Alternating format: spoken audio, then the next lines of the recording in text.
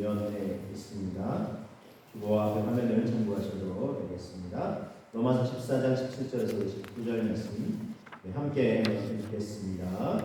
하나님의 나라는 먹는 것과 마시는 것이 아니요 오직 성령 안에 있는 의와 평강과 희락이라. 이로써 그리스도를 섬기는 자는 하나님을 기쁘시게 하며 사람에게도 칭찬을 받느니라. 그러므로 우리가 화평의 일과 서로 덕을 세우는 일을 힘쓰나니. 아멘. 여러분 해외여행을 다녀오셨습니까?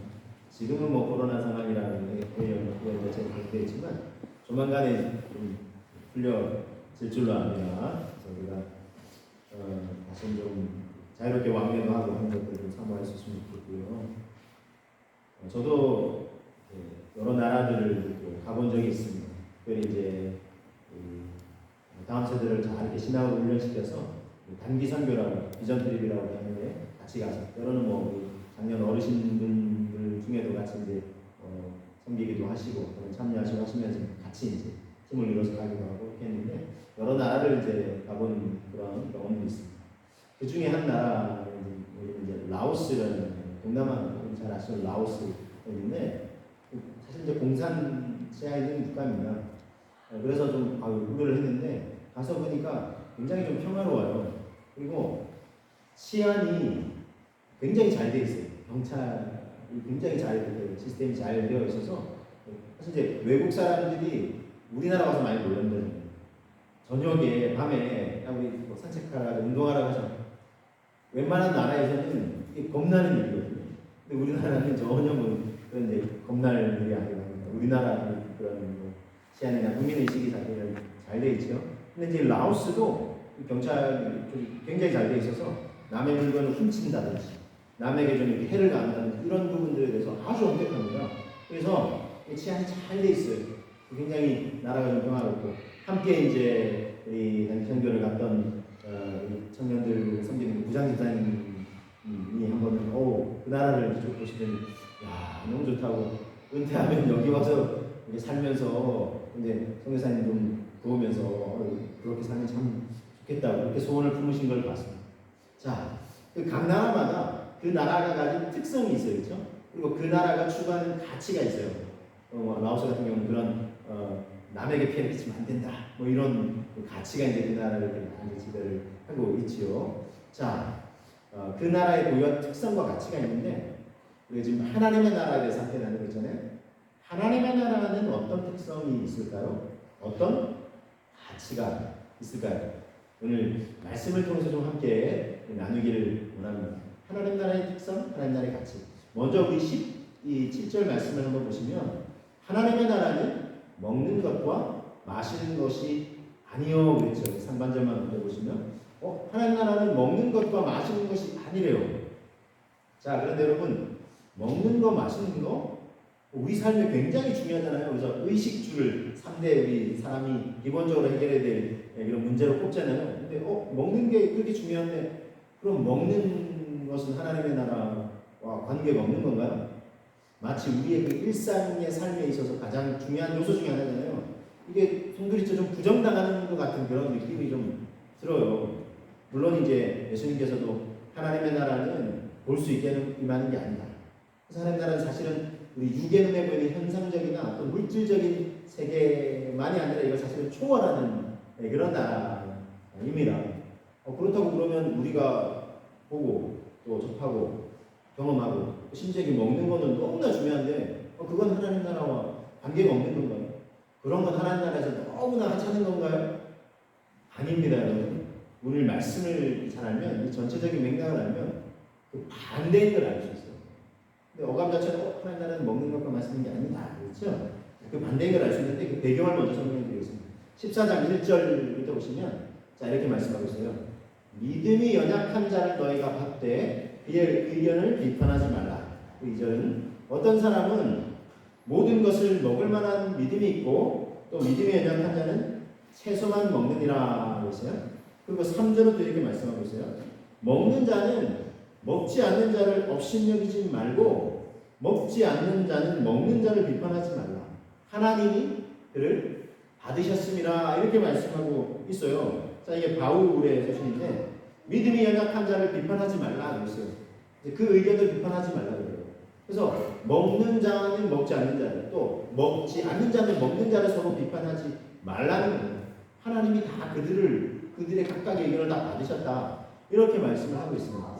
자, 이게 어떤 상황이냐면, 자, 바울 당시에 유대인들에게는 먹어야 되는 음식이 있고 먹어서는 안 되는 음식이 딱 규정되어 있었어요. 그래서 유대인들은 율법을 철저하게 지켜야 된다. 그래야 구원을 받는다. 이게 이 음식에 관한 문제에 순종하는 것과 구원과 연관을 시키잖아요. 근데 이제 유대인이 아닌 사람들이 예수님을 믿게 되잖아요. 근데 바울은 그것과 관련이 없다 하면서 자유함을 사실 얘기를 했는데, 그 사람들이 유대파 소위 말해서 그리스도인들이 아닌데 이건 먹어야 되는데 이건 먹어서는 안 되는데 막 이러는 거예요. 특별히 예를 들면 우상에게 바쳐진 제물에 대해서는 이건 먹으면 안 되는데, 예를 들면 유대인 외 사람들 그걸 막 먹으려고 할 때 이거 먹으면 너 죄인이야, 구원 못 받는다고 이렇게 막 정죄를 하는 거예요. 그러니까 이제 시험에 드는 거죠. 먹으면 안 되나 보다. 그래도 그 사람들은 이제 제사 드리는 게 사실은 늘 어떻게 보면 일상의 한 중요한 요소 중에 하나. 이걸 드리고 이제 또 먹고, 그래야 먹고 제 건강도 유지하고 살아갈 텐데 그걸 먹지 말라고 하니까 이 사람 우리가 그럼 잘못된 건가 하면서 마음에 막 꺼리낌이 되고 시험에 들고 더 나가서 나 그럼 구원을 못 받는 건가 이런 문제까지 이제 이르게 되는 거죠. 그래서 바울이 명쾌하게 먹는 거 그거 중요한 거 아니에요. 이거는 비본질적이라는 것입니다. 그래서 하나님의 나라는 먹는 것과 마시는 것이 아니다라고 얘기하는 이런 배경 속에 이거죠. 그 먹고 마시는 게 그게 중요한 게 아니라, 자, 디모데전서 4장 3절에서 이렇게 말씀하고 있어요. 디모데전서 4장 3절, 혼인을 금하고 어떤 음식들은 먹지 말라고 할 편, 이 유대인들이 이제 율법에 의해서 이렇게 얘기한다는 거예요. 근데 음식물은 하나님이 지으신 바니 믿는 자들과 진리를 아는 자들이 감사함으로 받을 것입니다. 이렇게 말씀하고 있어요. 그리고 4절 5절은 또 이렇게 말씀합니다. 하나님께서 지으신 모든 것이 선함에 감사함으로 받으면 버릴 것이 없나니 하나님의 말씀과 기도로 거룩하여 주심이라 그랬습니다. 먹고 마시는 거 그게 중요한 게 아니라는 게, 그게 본질이 아니라는 것입니다. 오히려 그걸 초월한 거라는 겁니다. 이거는 뭐 구원받고 안 받는 하등의 문제가 아니라는 것입니다. 그럼 뭐 술, 담배 문제 사실 마찬가지입니다. 이게 구원받고 안 받고의 문제가 아니에요. 이걸 너무 율법적으로 딱 정지하기 시작하면 이걸 구원과 연관지어가지고 술, 담배 아직 못 끊으면 당신 그래서 구원받겠어 이렇게 하면 안 돼요. 그게 이렇게 본질도 아니고 성령의 은혜를 받으면 자연스럽게 변화가 되어 있습니다. 그래서 너무 이 율법에 딱 매이게 되면 우리가 사실은 자유함이 없게 되는 것이죠. 그래서 그런 사람들이 있었기 때문에 유대인의 전통을, 율법적인 전통을 가지면서 그리스도인 된 사람들이 그렇지 않은 배경 속에 살던 사람들을 막 정죄하고 하니까 바울이 이렇게 얘기를 한 거죠. 그래서 자, 로마서 14장 6절에도 이렇게 말씀하고 있습니다. 나를 중히 여기는 자도 주를 위하여 중히 여기고 먹는 자도 주를 위하여 먹으니 이는 하나님께 감사하며 먹지 않는 자도 주를 위하여 먹지 아니하며 하나님께 감사한다고 했어요. 예를 들면 안식일이냐 주일이냐 막 이 논쟁이 있는데 그것도 그렇게 이렇게 어떻게 보면 중요한 게 아니다 하면서 예수 그리스도 십자가 주신 것 부활을, 그리고 이제 새롭게 생겨난 전통은 주일의 무리 이게 강조가 되는 거죠. 또 중요한 게 이거 지금 먹는 문제를 다시 한번 언급하죠. 먹는 자도 주를 위하여 먹는 거예요. 하나님께 감사하며 먹는 거죠. 근데 반대로 먹지 않는 자도 주님을 위해 먹지 않는 거예요. 그러니까 결국은 주님을 위하여라는 공통분모가 있잖아요. 그러니까 서로 비판할 필요가 없다 얘기하고 있는 것입니다. 그래서 14장 15절, 로마서 14장 15절은 이렇게 얘기해요. 만일 음식으로 말미암아 너의 형제가 근심하게 되면 이는 네가 사랑으로 행하지 아니하냐. 그리스도께서 대신하여 죽으신 형제를 너의 음식으로 망하게 하지 말라 했어요. 음식으로 말미암아 형제가 근심하게 되고 시험하게 돼요. 그건 사랑이 없기 때문에 이걸로 막 정지하는 거죠. 어떤 분은 막 정말 이렇게 문자를 보내가지고 술 마시면 정말 이거 죄냐 아니냐. 그래서 제가 얘기했어요. 바울은 그거 가지고 너무 언급한 자유함을 가져가 그렇다고 해서 좀 마음껏 마시는 이런 의미가 아니라 한국 사회에서는 다니엘이 뜻을 정해서 왕이 하사한 음식과 포도주로 자기를 더럽히지 않도록 뜻을 정했거든요. 왜냐하면 술 취함과 원탕은 자기를 지켜낼 수가 없어요. 그리고 세속에 물들게 되고 우리 손정민 군 한강의 친구가 가서 술 마시자 해가지고 뭐 참 나가잖아. 나가더라도 좀 적당히 마셨다면 얼마지. 좀 자기를 지킬 수가 없어요. 뭐 그런 게 있고 어쨌든 뭐 그런 부분. 그 다음에 한국 사회에서는 영향력이에요. 술 마시면서 난 괜찮아요. 이게 등립이 성립되지 않습니다. 한국 사회에서. 너 가짜네. 그런 영향, 거룩한 영향을 끼치고 이걸 너무 막 좁은 의미에서 막 그러니까 구원이냐 아니냐 이런 문제로 접근할 것이 아니라는 것입니다. 그래서 음식으로 말하면 형제를 시험 들게 하지 말라 이렇게 단호하게 이야기하고 있습니다. 그건 사랑이 없는 것이다 이야기하고 있고요. 자, 그래서 이런 배경과 맥락 속에 17절의 말씀을 다시 한번 17절 같이 한번 읽어보겠습니다. 하나님의 나라는 먹는 것과 마시는 것이 아니요 오직 성령 안에 있는 의와 평강과 희락이라 그랬습니다. 하나님 먹고 마시는 건 하나님 나라의 그게 너무 중요한 본질적인 문제가 아니다 이렇게 바울이 언급을 하고 있습니다. 구원과 더군다나 연관시키지 마라 이렇게 인정을 하고 있고요. 자, 마틴 로이드 존스 목사님 제가 이제 추천해준 책이죠. 하나님 나라는 책에서 이렇게 설명하고 있습니다. 여러분에게 기독교라고 제시되는 것이 윤리 도덕적 작대로 먹는 거 막 정리하듯이 조그만 틀 안에 막 이렇게 가둬두듯이 작다면 그건 기독교가 아니라 기독교는 우주에서 가장 큽니다.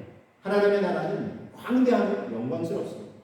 하나님 나라이기 때문에 하나님 나라, 하나님이 크신 분이니까 하나님 그분의 뭐 바운다리 이게 영향권 이거는 전 세계적 우주적이죠. 우리가 생각하는 것처럼 좁지가 않습니다. 우리나라는 또 막 나라와 나라끼리 다툴 때는 내 나라가 다르고 너희 나라는 뭐 망하는 이게 아니라는 것이 내가 응원하는 뭐 사람들 공동체 정당 뭐 이런 건 잘 돼야 돼요. 다른 막 사람들은 다 배척하고 이게 하나님 나라가 아니라는 것입니다.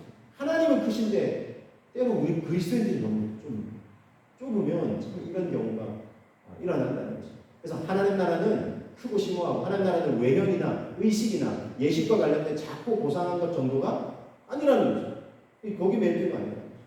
그래서 막 찬양도 예전에는 드럼을 치는 막 교회에서 어떻게 드럼을 치냐고. 여러분 피아노는 되고 드럼은 안 될까요? 드럼은 치는 여러분 예전에 피아노 이거 술집에서 주로 막 흥얼대고 사람들이 유흥의 도구로 쓰여줬어요. 그럼 쓰여지면 안 되죠. 우리가 좀 이런 편견에서 벗어날 필요가 있어요. 바울이 그랬잖아요. 감상으로 받으면 모든 게 사실 하나님 주신 것 감상으로 받으면 버릴 게 없고 우리 그리스도인이 좀 그런 관점이 필요하다는 것입니다. 뭔가를 막 정지하기보다 사실은 칼처럼 칼을 어떻게 쓰느냐 이 칼 자체가 잘못된 게 아니에요. 근데 칼 가지고 사람을 막 위협하고 해야 가면서 물건을 빼고 그러니까 칼은 나쁜 거네.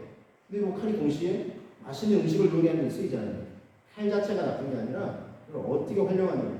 그래서 우리의 믿음이나 우리의 가치가 중요한 거죠. 우리는 하나님 나라의 가치, 하나님의 말씀의 가치를 따라 그래서 살아야 하는 것입니다. 자, 그래서 하나님 나라는 어떤 가치를 그럼 추구합니까? 제가 오늘 나누려고 하는데 여러 가치 중에 그 중에 세 가지를 좀 정리해서 소개해드리고 먼저 첫 번째는 하나님 나라의 핵심 가치는 의라는 것입니다. 자, 하나님 나라는 먹고 마시는 것이 아니라 의라고 했죠. 의와 평강을 해야 되는데 먼저 의. 그러면 성경이 말씀하는 의의 의미가 뭘까요? 성경이 말씀하는 의는 헬라어로 디카이오시네라는 단어인데 이건 뭐 먼저는 윤리적인 의라는 의미가 있습니다. 그래서 윤리 도덕적으로 흠이 없고 또 흠 없이 살아가려고 하는 게 있고 그 다음에 종교적인 의미가 있어요. 이거는 이제 심판과 구원의 기준이 공의, 하나님이 공의로우신 물론 동시에 동전에 앉는 것처럼 사랑이신 하나님이시죠. 근데 악을 행하는 사람을 그냥 두시면 우리가 이거 어떻게 공평해요? 정의롭지 않잖아요. 생각하잖아요. 하나님이 지금은 그냥 지켜보시지만 마지막 심판 때는 다 심판하십니다. 그래서 우리가 걱정할 필요가 없어요. 하나님께 맡기라고 했습니다. 심판도. 자, 그 다음에 이걸 종합하면 하나님과의 올바른 관계, 하나님과의 관계가 어긋나서 막 아담과 하와가 좀 안타깝게도 사단의 달콤한 유혹에 넘어가서 사단도 자기가 하나님 예배하는 섬기던 천사였다가 또 사람들 섬기는 천사였다가 관계가 어긋났잖아요. 그래서 사람도 그렇게 미혹해가 쓰러뜨리고 하나님과 관계가 다 어긋나면서 수직, 수평 관계가 다 깨어지면서 이게 인간 사의 고통이 찾아왔죠. 근데 이걸 다시금 올바른 관계를 회복하는 이게 의라는 것입니다. 하나님과 올바른 관계를 회복하고 또 그런 관계에서 나오는 삶의 태도와 양식들이 하나님 나라의 의라고 할 수 있는 것입니다. 그래서 구원과 구원 이후의 삶을 아우르는 거예요. 그래서 자, 의, 즉 하나님과 올바른 관계가 중요한 이유는 제가 설명 쭉 드렸습니다. 아담과 하와의 범죄한 이후 관계가 다 단절되어 있죠. 하나님과 관계를 다시금 회복해야 되는데 문제는 우리 스스로 의로워질 수 있는, 우리 스스로 의로워질 수 있는 선함이 우리에게 여러분 어떻습니까? 있으십니까? 제게는 없습니다. 제게는 없어요. 어떤 많이 이단의 교주가 뭐 자기는 온전하고 다 죄송해요, 뻥이에요. 안 돼요. 자기의 생명도 자기의 어떤 막 안에 있는 욕망도 다스릴 수 있는 능력이 없어요. 선생님, 전 분명합니다.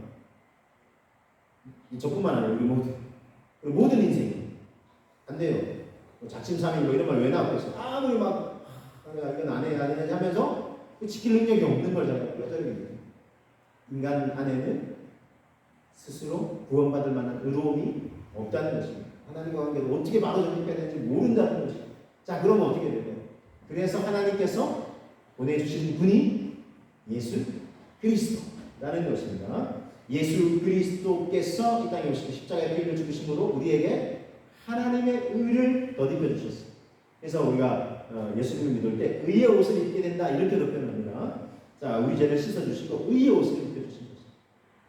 우리 탕자에 비유해서 아버지 마음을 아프게 하고 집을 떠났다가 허락받는 아버지 유산 미리 남겨주세요.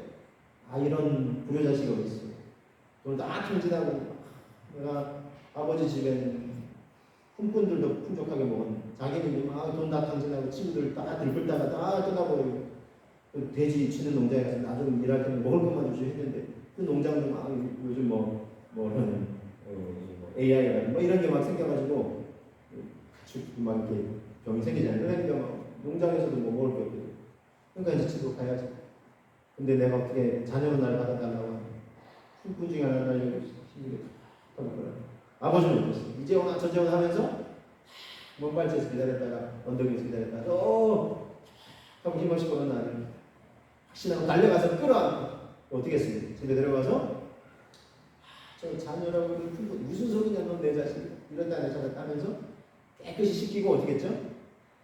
깨끗한 옷을 입었어요. 그렇죠? 그리고 잔치를 여서 마산도 주고 깨끗한 의의 옷을 입혀주는 거예요. 우리 자신은 더러 의의 옷을 입혀주시는 예수 그리스도로. 자, 이거를 말씀에서 확인해 보겠습니다. 로마서 3장 23절 24절 이렇게 말씀하고 있습니다. 같이 한번 고백해 보실까요? 모든 사람이 죄를 범하였음에 하나님의 영광에 이르지 못하더니 그리스도 예수 안에 있는 속량으로 말미암아 하나님의 은혜로 값없이 의롭다 하심을 얻은 자 되었느니라. 그렇습니다. 할렐루야. 예수님 믿을 때 우리가 의로워진다는 거예요. 그것도 은혜로 값없이 의로워진다는 것입니다. 그래서 구원받은 하나님의 자녀의 신분을 회복하게 됩니다. 이 시간 저와 여러분 모두 예수님의 이 십자가의 삶을 믿음으로 받아들이시면서 나를 구원해주시고 나를 자녀 삼아주신 것에 대해서 다시 한번 감사함으로 나아가시는 저와 여러분 되시기를 주님의 이름으로 축복합니다. 이 고백이 너무나 중요해요. 그래서 우리가 하나님과의 다른 관계를 또 형성하고 이뿐만이 아니라 이제는 수평적인 관계에서도 우리가 또 이제 더 진전된 관계로 나아가야 되죠. 그래서 하나님 나라의 첫 번째 핵심같이 제가 의 소개해드렸고 이제 두 번째입니다. 두 번째는 평강이라는 것입니다. 자, 평강. 자, 의와 평강이라는 거. 평강은 히브리어로는 샬롬입니다. 그래서 샬롬으로 인사를 나누잖아요. 샬롬. 그리고 이 신약 성경이 주제는 헬라어로는 에이레네라는 단어를 씁니다. 자, 이것은 화목함에서 나오는 평안 그리고 조화로운 상태를 의미합니다. 그래서 자, 바른 관계가 의라고 했죠. 근데 바른 관계를 형성하게 되는 후에 더 진전된 관계로 화목한 관계가 되어 누리는 평안 이렇게 소개할 수 있겠습니다.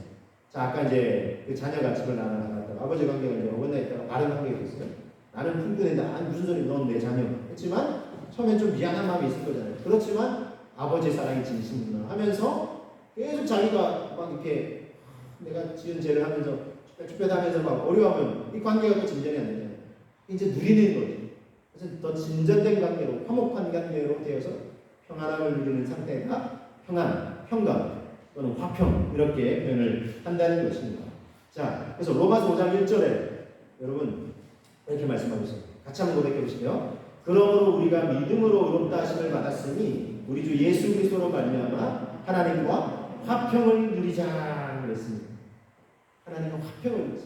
우리에게 원하시는 바예요. 하나님과 원수되었던 우리가 다시금 이제 하나님의 자녀로 받아들여졌고, 근데 적극적으로 담대함으로 나가라는 것입니다. 하나님 내가 죄인데 어떻게 하지 말고 하나님이 우리를 그냥 연약한 모습 알고 그냥 이렇게 품어주십니까? 넓은 사랑의 팔을 벌리시고 예수님도 수고하고 무거운 짐진 자들아 다 내게로 가 내가 너희를 쉬게 하리라. 또 십자가를 팔 벌려서 이렇게 돌아가신 이유가 있어요. 다 품으시는 거예요. 아픔이 있고 위험이 있고 고통이 있는데 다 품으시고 또 하나님과 관계만 내가 이 모습을 어떻게 걱정하지 말라. 있는 모습 그대로 나와봐. 다 받아주시는 거죠. 마치 중재자와 같아요. 우리 성부, 성자, 성령 하나님과의 관계에 있어서는 성부 하나님과 우리의 관계를 이어주시는 중재자와 같습니다. 누가 여러분 이렇게 관계가 둘 사이 관계가 안 맞는데 누가 이 사이를 이렇게 중재해주는 사람이 있으면 관계가 원만해질 수 있죠. 아빠하고 자녀 관계가 좀 이렇게 서먹하고 안 좋은데 엄마가 막 중재자가 되면 관계가 더 원만해질 수 있죠. 예수 그리스도가 마치 화목제물 중재자가 되어 주셨습니다. 그래서 예수님을 힘입어서 그 의를 힘입어서 우리가 하나님 앞에 나갈 수 있어요. 뭐 타종교를 폄하하려고는 아니고 뭐 사람을 중재자로 막 이렇게 여기려는 그런 뭐 사람들이 있어요. 종파도 있어요. 그거 아니면 예수님이 중재자이십니다.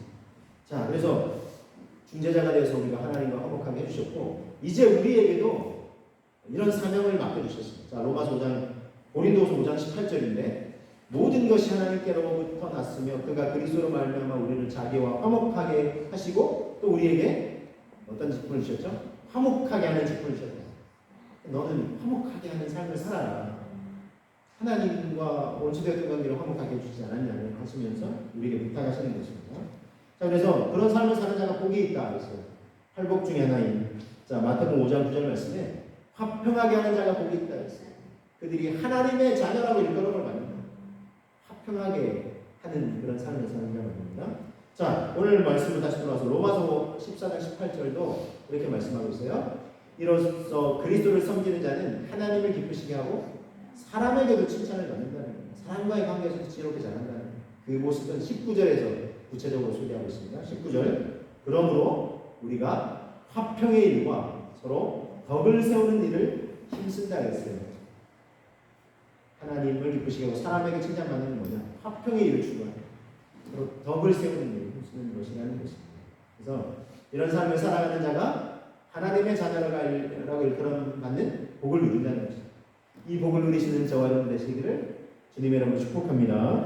자, 그래서 이 하나님 나라의 핵심 가치 의와 평강을 누리게 되면 세 번째 자연스럽게 이어집니다. 희락으로 이어지게 되는 것입니다. 이게 자연스럽게 따라와요. 희락, 기쁨. 자, 희락은 헬라어로 카이라는 단어인데 이건 의로워지는, 즉 구원받은 것에서 오는 영적인 기쁨입니다. 자, 하나님과의 바르고 또 좋은 친밀한 관계, 화목한 관계를 이제 회복하게 되죠. 거기에서 흘러나오는 기쁨이 바로 희락이라는 것입니다. 여러분 생각해 보십시오. 죄와 허물로 죽을 수밖에 없었는데 예수님의 그 십자가의 희생의 공로로 날 받아주시고 날 의롭다 여겨주시니까 구원해 주시고 죄 사해 주시고 하나님 자녀 삼아 주시니까 얼마나 우리가 참 기뻐할 일입니까? 그렇죠? 그래서 이 기쁨이 우리 안에 충만하기를 하나님이 원하시고 그래서 실제 우리에게 충만한 기쁨을 부어 주신다는 것입니다. 종교교육가인 루터가 한두 번 소개를 해드렸는데 수도사 중생인데 수도사에서 하루에도 뭐 7번 몇 번씩 예배를 드리고 그런데도 죄사함의 감격이 기쁨이 자기 안에 없는 거예요. 내일은 죄책감만 자꾸 더 쌓이고 그렇게 예배를 드리고 기도하는 거예요. 근데 그래서 한 번은 그 수도 안에 그 계단도 그것에 있죠. 종탑 위에 높은 곳에 올라가는 계단이 있는데 한 계단을 올라가서 무릎 꿇고 참여했고 또 이제 한 계단을 또 올라가서 무릎 꿇고 올라가서 또 참여했고 또 한 계단 또 한 계단 마지막 계단까지 올라가서 참여했고 드렸어요. 그러면 자기는 죄사함의 기쁨이 가득하겠거니 했는데 웬걸요? 해결되지가 않는 거예요. 이게 뭐 내가 이렇게 고행을 하고 수행을 하는데 왜 내 마음에 이 고뇌 감격과 기쁨이 없을까? 그러던 중에 말씀을 이제 배우고 묵상하잖아요. 그 중세 일반 사람들한테는 고대 언어인 라틴어로 예배를 하고 미사를 집전하고 해가지고 그 사람들이 하나님 말씀을 들을 수가 없었어요. 근데 이제 이 수도사는 말씀을 공부하고 하니까 말씀을 쭉 묵상하고 읽으면서 이거구나 하더라고요. 로마서 1장 17절의 말씀. 복음에는 하나님의 의가 나타나서 믿음으로 믿음에 이르게 하나니 기록된 바 오직 의인은 믿음으로 말미암아 살리라 함과 같으니라. 이걸 깨달은 거예요. 이 믿음은 뭐예요? 누굴 믿는 거예요? 예수 그리스도, 하나님이 보내주신 하나님의 의, 예수 그리스도를 믿을 때, 내 십자가 희생과 죽으신 부활을 믿을 때, 그게 이제 의인이 되고 하나님과 바른 관계에 정립할 수 있고, 믿음으로 말미암아 살고 하나님 앞에 서게 되는 거예요. 이걸 깨닫게 됐어요. 근데 지금 자기도 그 속에 있지만, 그 배경 속에 있지만, 이 중세 카톨릭이 사람들을 혹세무민하고 있고, 큰 성당을 짓기 위해서 사람들에게 돈을 바쳐야 된다고 하면서 헌금함이 이걸 바쳐야 뭐 구원을 받는다면서 사람들을 막 속인 거예요. 선행과 공로를 쌓아야 된다.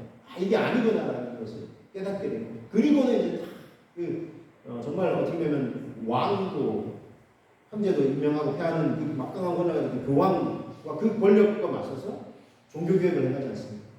이 죄사함의 이 의로움, 하나님 주신 그 평강, 그리고 이 기쁨을 다들 누렸기 때문에, 그 충만한 기쁨이 흘러넘치기 때문에, 여러분 기쁨이 진짜 막 좀 누른다고 얘기하는 소사는 하나님 주신 이 충만한 이 확신, 구원의 확신과 평강과 이 기쁨으로 말미암아 담대하게 맞서서 종교개혁의 삶을 감당할 수 있었던 것입니다. 여러분 이 죄사함과 루터의 이 경험과 고백에서도 볼 수 있듯이, 내 공로에서 나오는 게 아니에요. 나의 수행과 공로에서 나오는 것이 고행에서 막 짜내듯이 해서 나오는 게 아니라는 것입니다. 우리가 할 일은 믿음으로 값없이 은혜로 얻었다시는 뭘 믿는, 예수님이 행하신 것을 믿기만 하라는 거예요. 예수님이 우리 죄를, 인류의 죄를 위해서, 바로 나의 죄를 위해서 십자가에서 인류를 죽으시고 우리 죄를 담당해 주시고, 죽으셔서 뿐만 아니라 부활의 권능으로 다시 하셔서 지금 얼마나 모든 인생들이 죽음의 공포에 놓여 있어요. 그런데 예수 그리스도의 이 십자가와 부활을 믿는 자에게는, 우리도 사실은 사실 좀 겁도 나긴 하죠. 그러나 궁극적으로 우리에게 죽음의 공포를 넘어서 부활과 영생의 소망을 우리에게 누리게 해주신 줄로 믿습니다. 그러니까 막 기쁘고 평강이 넘치는 거예요. 생각해보세요. 이 믿음과 확신이 없는 사람은 두려울 수밖에 없는 거예요. 평강이요? 많은 걸 가진데 왜 내 두렵지? 내 삶이 그냥 평안한데 왜 평안하진 않지? 걱정과 두려움. 왜냐하면 이 구원의 확신이 없어요. 죄사함, 부활, 생명, 영생의 소망, 천국, 하나님 나라의 소망이 그 안에 없으니까 두려울 수밖에 없는 거죠. 의도, 평강도, 기쁨도 누릴 수가 없는 것입니다. 자, 그래서 여러분 로마서 14장 17절 말씀 다시 한번 되새겨 보겠습니다. 하나님의 나라는 먹는 것과 마시는 것이 아니요 오직 성령 안에 있는 의와 평강과 희락이라 그랬어요. 자, 성령 안에 있다 그랬어요. 의와 평강이라고 제가 소개해드렸고, 이거는 성령 안에 있다 그랬어요. 내 안에 있다는 게 아니라, 내 공로가 아니라 성령님이 주시는 깨달음 속 의와 평강과 희락, 성령 안에서 경험하고 누릴 수 있습니다. 그러므로 세상이 주는 것과 다릅니다. 세상이 막 어떤 걸 공부를 해가지고 또는 막 수행을 쌓아서 쌓으려는 것과 다르다는 것입니다. 마틴 로이드 존스 목사님의 끝으로 좀 한 번 더 소개해드립니다. 여러분이 단지 도덕적일 뿐이라면, 도덕적 수행사 이거 매여 있다면 결코 여러분은 행복할 수 없을 것입니다. 여러분은 성령의 기쁨을 결코 알 수 없을 것입니다. 그러나 신약 성경이 굳게 믿는 하나님의 나라는 기쁨으로 넘칩니다. 그래서 오순절 성령의 능력을 체험하고 완전히 제자들이 두려움 가운데 있다고. 왜냐하면 잡히면 죽거든요. 나 예수님을 주로, 이게 그 당시 헬라어로 큐리오스, 이게 주님이라는 뜻인데 이걸 로마 황제에게 표현하는 거예요. 근데 예수님이 진정한 주인이 되십니다. 하나님 나라는 우리 하나님이 다스리시고 주인이 되는 나라예요. 예수님이 내 주인이십니다. 잡혀가지고 죽는데, 사자마을 던져지는데 성령의 충만하고 담대하고 예수님이 그야말로 구원이시고 참생이시고 선포했습니다.